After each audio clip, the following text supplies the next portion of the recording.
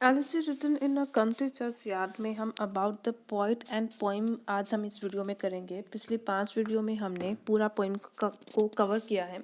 तो जो शुरू करते हैं आज का वीडियो। थॉमस ग्रे जो कि 1716 यानी 1716 में इनका जन्म हुआ और 1771 में इनकी डेथ हो गई थी। वाज एन इंग्लिश पोइट, ये एक अंग्रेजी पोइट थे, अंग्रेजी कवि थे, classical scholar and professor at Cambridge university. Cambridge university में ये प्रोफेसर थे और स्कॉलर भी थे, यानी इनको स्कॉलरशिप प्राप्त थी।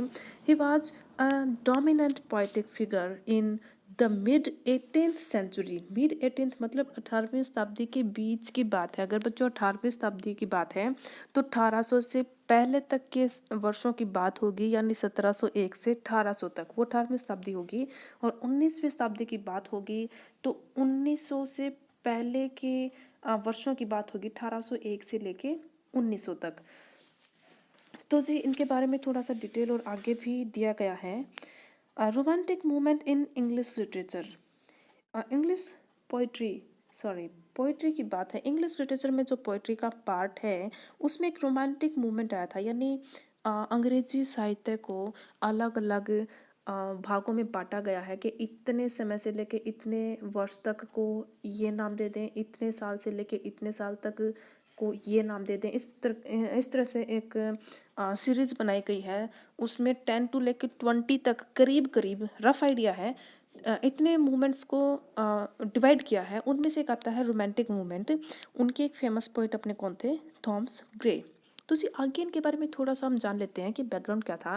He was born in Cornhill, London. London में इनका जन्म हुआ था, कॉर्नहिल में। इन अ प्रॉस्पेरस यानी धन धान्य से भरपूर बट लेकिन अनहैप्पी होम, एक ऐसे घर में जन्म हुआ जो कि अनहैप्पी था, खुश माहौल इनके परिवार में नहीं था। अनहैप्पी में अन आपका प्रीफिक्स है, अन प्रीफिक्स आप बहुत जगह देखेंगे। अन हैप्पी, हैप्पी इसमें रूट वर्ड है, अन आपका प्रीफिक्स है। अगर किसी शब्द के पहले कोई शब्दांश जुड़ते हैं वो प्रीफिक्स होते हैं, वो आपके उपसर्ग होते हैं। और किसी शब्द के बाद में कुछ शब्दांश जुड़े वो सफिक्स होते हैं, उन्हें प्रत्यय कहा जाता है। आगे बढ़ते हैं कि जी इनका जन्म धन धान्य से भरपूर परिवार में तो था, लेकिन वो हैप्पी फैमिली नहीं थी। He was the sole survivor, अकेले ही वो सर्वाइव कर पाए, अकेले ही जिंदा रह पाए। किन में से? ऑफ 12, 12 में से 12 क्या? 12 सिबलिंग्स। सिबलिंग मतलब भाई बहन। इनके 12 भाई बहन हुए थे, लेकिन इनमें से ये अकेले ही जिंदा बचे थे। वो had to put up with a harsh and violent father. इनके पिता बहुत वायलेंट थे। एक घर में माहौल इस प्रकार का था कि इनके व्यक्तित्व पर बहुत बुरा असर पड़ा। And a long suffering mother, इनकी माताजी ने बहुत तकलीफें उठाई और इनके पिताजी भी बहुत क्रूर थे, एकदम क्रूर थे। Gray was sent to Eton College at the age of 8, 8 साल की उम्र में इनको भेज दिया गया था। घर से बाहर पढ़ने के लिए चले गए थे। और उसके बाद ये एक बहुत अच्छे पढ़ने वाले स्टूडेंट थे जिनको पोइट्री पसंद थी, क्लासिक पोइट्री पसंद थी। और उसके बाद इन्होंने क्लोज फ्रेंड बनाए, 3 इनके क्लोज फ्रेंड बने थे। इस प्रकार उनकी लाइफ वहाँ पर बीती थी। आगे हम नेक्स्ट पैराग्राफ में पढ़ते हैं।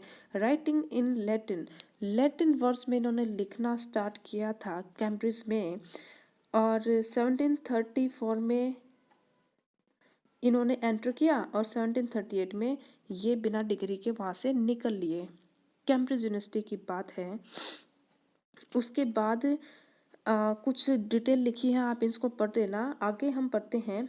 हाउ एवर, यानी इनके कोई फेमस नहीं थे, ये बहुत ज़्यादा फेमस नहीं हुए थे जब तक कि इट वाज नॉट अनटिल, जब तक कि नहीं the publication of elegy written in a country churchyard, जो कि हमारी पोइम है। इस पोइम के लिखने से, पोइम के पब्लिश होने से पहले तक ये बहुत ज़्यादा फेमस नहीं थे। इस पोइम ने इनको फेमस बना दिया। In 1751 that Gray was recognized as a poet, इस पोइम के बाद ग्रे को, थॉमस ग्रे को एक पोइट की संज्ञा मिल गई थी। एक पोइट की तरीके से उनको जानने लग गए थे लोग। और इसकी सक्सेस बहुत मिली, लेकिन उसके बाद क्या था, poems universal appeal made him a celebrity. ये जो पोएम थी यूनिवर्सल लेवल पे फेमस हुई, यानी इनके ही देश में नहीं अपितु देश विदेशों में ये पोएम बहुत फेमस हुई और इसके बाद ये सेलिब्रिटी बन गए, एकदम इनको लोग जानने लगे थे। उसके बाद टू पिंडारिक ऑड्स भी इन्होंने लिखे हैं, the progress of poesy and the bard in 1751। अब आप क्या कर सकते हैं, आपका जो important poetic forms and devices नाम से चैप्टर है, उसमें ओड्स नाम से जो चैप्टर है उसके में टाइप आएगा आपका पिंडारिक ऑड, उसमें ये लाइन आप लिख सकते हैं। अभी के लिए इनको नोट डाउन आप कर लो, और जब भी हम फर्स्ट वाला चैप्टर जब लास्ट में कर रहे होंगे तब आपको समझ आएगा और ये लाइन तब आप रिलेट कर सकते हो। आगे है, इसमें डिटेल दी गई है हमारे पोइट के बारे में थोड़ा बहुत। आगे के सेंटेंस, आगे का पैराग्राफ में पढ़ते हैं। Great died in 1771 in Cambridge. Cambridge में इनकी डेथ हुई थी और इन्हें दफनाया गया था कहाँ पर, चर्च यार्ड में। और इनकी फेमस एलिजी के बारे में भी उन पर लिखा गया था।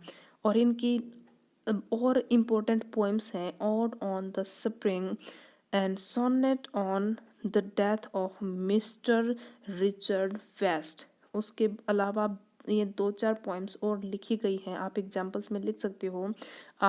अगर आपके किसी भी पोएम में से आपका पैराग्राफ आ जाता है एक्सप्लेन करने के लिए, रेफरेंस टू द कॉन्टेक्स्ट, यानी उसके प्रसंग लिखने के लिए, जैसे आपके हिंदी में क्वेश्चन आता है कि गद्यांश या पद्यांश का जो भी आपने गद्य या पद्य में, यानी पोइट्री या फिर प्रोज में आपने कोई पैराग्राफ या लाइंस को एक्सप्लेन करना होता है, उसी टाइप से आपको इंग्लिश में भी एक्सप्लेन करना होता है। और उसमें प्रसंग में आप थोड़ा बहुत 2 से 4 लाइंस आप अबाउट द पोइट जरूर डालें, आपको एक्स्ट्रा मार्क्स मिलेंगे। अबाउट द पोइम भी आप लिख सकते हैं और इनफैक्ट लिखना भी चाहिए। और अबाउट द पोइम में आप क्या लिखेंगे कि किसी भी पोइम में मेन पॉइंट्स क्या हैं, क्या कुछ कहा गया है उस पोइम में, कंक्लूजन क्या है किसी पोइम का। तो आप क्या करें, हर एक पोइम का 4 से 5 लाइन में, मैक्सिमम 4 से 5 लाइन्स होने चाहिए, 3 से लेकर 4-5 लाइन्स तक आप कंक्लूड कर लें कि किसी पोइम में पोइट कहना क्या चाहते हैं और क्या उनका मेन पॉइंट है। आगे है, ये पोइट की कुछ डिटेल दी हुई है। आगे के पेज पे अबाउट द पोइम थोड़ा सा जान लेते हैं। हमारी पोइम का नाम है elegy written in a country churchyard, जिसमें थॉमस ग्रे ने अपने किसी दोस्त की डेथ के बाद लिखा था और इस पोइम ने उनको फेमस कर दिया था। आगे बढ़ते हैं। फर्स्ट पब्लिश इन 1751, यानी अपनी पोइम का पब्लिश हुई थी 1751 में पब्लिश हुई थी।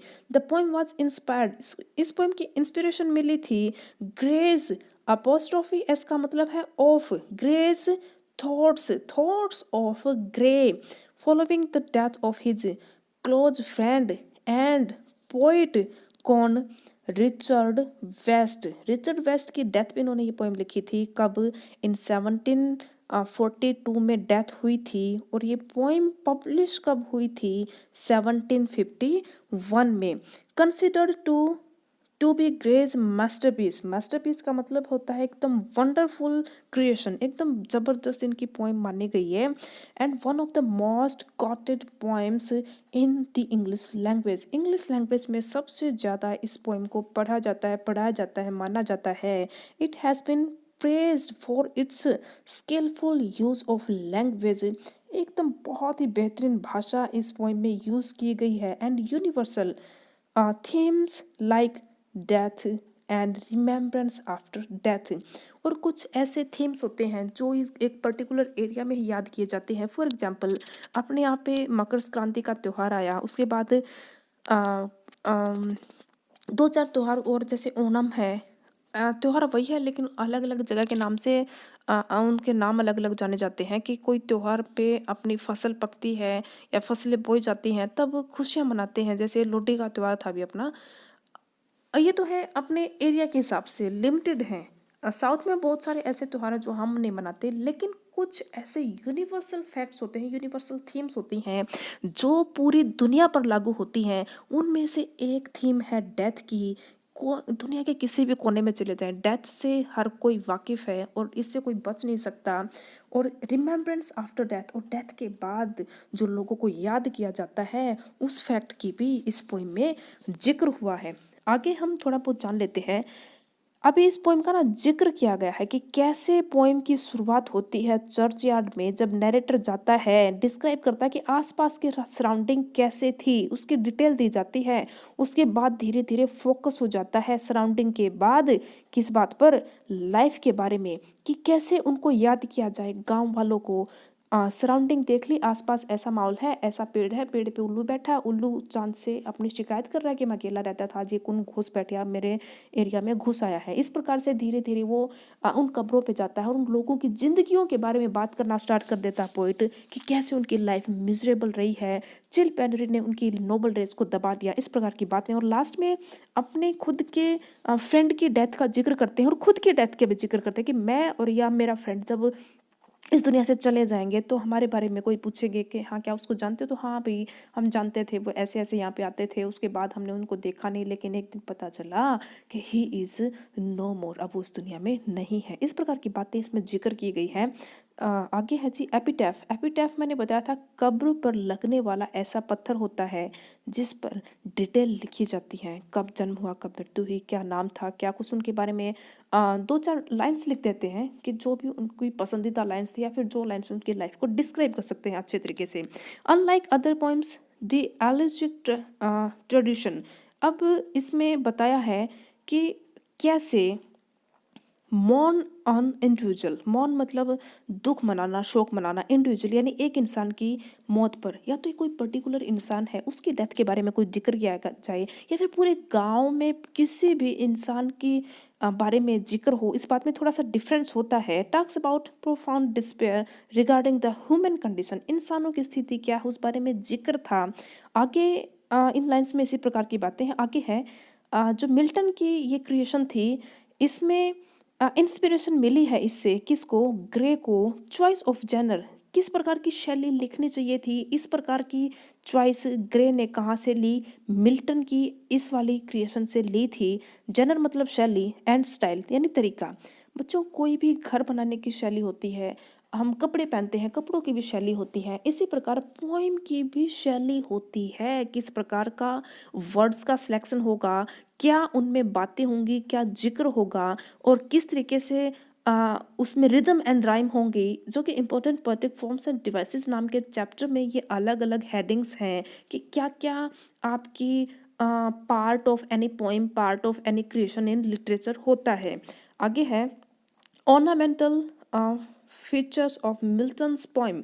मिल्टन की जो पोइम्स होती थी बड़ी महान मानी जाती हैं, वहाँ से इनको अपना मोटिवेशन मिला। ऑर्नामेंटल होता है, ऑर्नामेंट मीन्स आभूषण, यानी जैसे इंसान अपने आप को आभूषणों से सजाते हैं, वैसे ही पोइट भी अपनी पोइम्स को आभूषणों से सजाते हैं, लेकिन वो आभूषण इंसानों के आभूषणों से अलग होते हैं।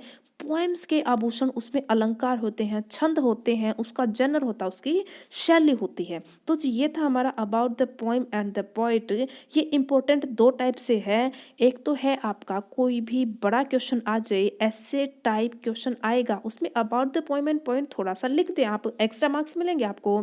और दूसरे नंबर पे जब भी रेफरेंस टू द कॉन्टेक्स्ट आएगा, उस कॉन्टेक्स्ट में आप एक्सप्लेन करोगे, तब भी about the poem and poet 2 से 4 लाइन्स आप लिखेंगे पोइम के बारे में और पोइट के बारे में, और पोइट की कोई अनदर फेमस पोइम हो वो भी आप लिख सकते हैं, उससे भी आपको एक्स्ट्रा मार्क्स मिलेंगे। यानी फर्स्ट क्वेश्चन, लगभग फर्स्ट क्वेश्चन आपका मिलता है, किसी भी पोइम से उठा के आपको लाइन्स मिलेंगी और उन लाइन्स को दिया मिलेगा रेफरेंस टू द कॉन्टेक्स्ट, यानी जैसे हिंदी में कविताएं हम उनको एक्सप्लेन करते हैं, उनका प्रसंग लिखते हैं, फिर व्याख्या करते हैं, उसी प्रकार से इंग्लिश में भी प्रसंग आपने लिखना है इंग्लिश में, और जो इंग्लिश में व्याख्या यानी एक्सप्लेन आपने करना है। लास्ट में आप कंक्लूजन लिखेंगे। कंक्लूजन आपका कोई भी बड़ा क्वेश्चन हो, कोई भी रेफरेंस टू द कॉन्टेक्स्ट हो, या फिर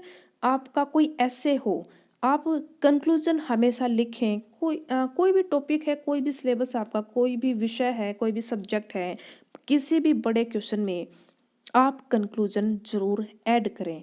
तो जी बच्चों, मिलते हैं नेक्स्ट वीडियो में। अभी हम पोएम्स को एक्सप्लेन कर लें, उसके बाद हम कुछ क्वेश्चन आंसर भी करेंगे और उसके सबसे लास्ट में हम हमारा जो फर्स्ट चैप्टर है, उस चैप्टर को हम करेंगे जिसका टाइटल है important poetic forms and devices. वो जब सभी पोएम्स हम कर लेंगे तब हमें समझ आएगा कि क्या उसमें मटेरियल दिया हुआ। वो रटने वाली बात नहीं है, समझने की बात है। पहले हम पोएम्स को समझ लें, उसके बाद हम उसको समझ पाएंगे।